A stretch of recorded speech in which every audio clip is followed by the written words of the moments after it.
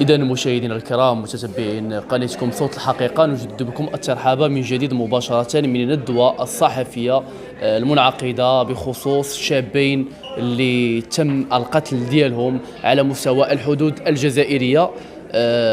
بطبيعة الحال جريدة صوت الحقيقة دائما الهدف الأسمى ديالها هو البحث عن الحقيقة وتوضيح للرأي العام حقيقة الأمر. يحضر معي السيد عبد الحكيم اللي هو يعني محامي الطرفين.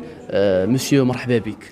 ميرسي بوكو. دونك دابور نبغيو نعرفوا او يعني نسلطوا الرأي العام من أجل التوضيح يعني شنو الهدف من هذه الندوة هذه وفين وصلت قضية هاد الشابين. Bon, pour l'instant, on est engagé dans un processus qui va prendre du temps. Le temps judiciaire, comme on le dit souvent, c'est un peu galvaudé, mais je le dis, c'est un temps qui est très différent du temps de l'opinion publique, le temps des médias, le temps des réseaux sociaux. On est engagé sur un processus de redressement des torts et d'établissement de la vérité qui va prendre du temps, des années.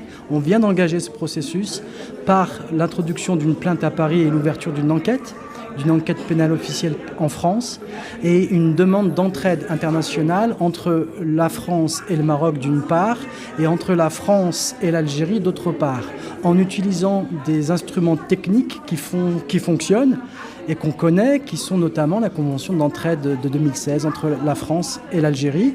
Nous espérons que les autorités marocaines et algériennes participeront à la manifestation de la vérité. Et si elles ne participent pas, nous en tirerons les conséquences qui s'imposent. Ça, c'est la première étape. La deuxième étape, c'est l'internationalisation dans notre stratégie du conflit et l'ouverture et la demande d'ouverture d'une enquête internationale sous l'égide de l'ONU et plus précisément du rapporteur spécial en charge des exécutions sommaires, arbitraires et extrajudiciaires, qui a été faite, une demande qui a été faite il y a quelques jours maintenant.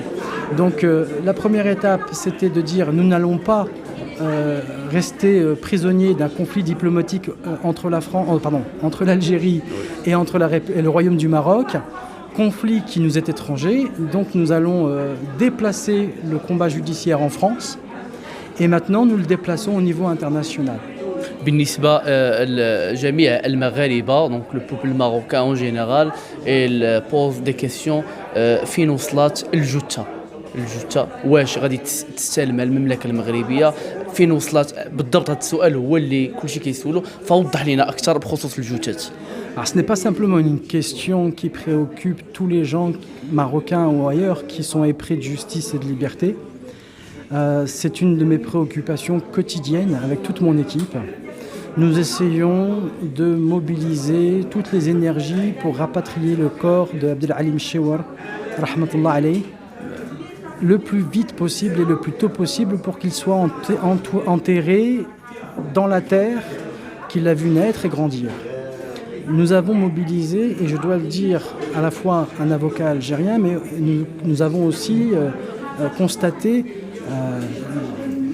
l'immense implication et mobilisation du consulat de Sidi Bel Abbès et des autorités consulaires qui vraiment, je dois le dire, puisque je l'ai constaté, font un travail extraordinaire pour essayer de rapatrier le corps. Mais c'est un corps qui fait l'objet d'une procédure particulière parce qu'il est traité par les autorités militaires et non pas par les autorités civiles du pays, ce qui complique excessivement les choses. Donc aujourd'hui, nous en sommes à une sorte de blocage puisque nous avons sollicité les procédures et que pour l'instant, depuis quelques jours, les autorités algériennes ne nous ont pas répondu.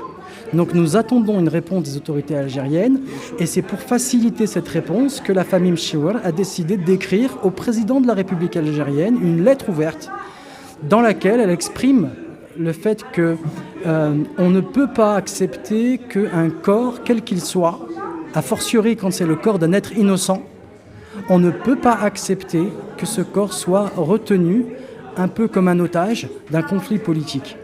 Il doit être restitué le plus vite possible.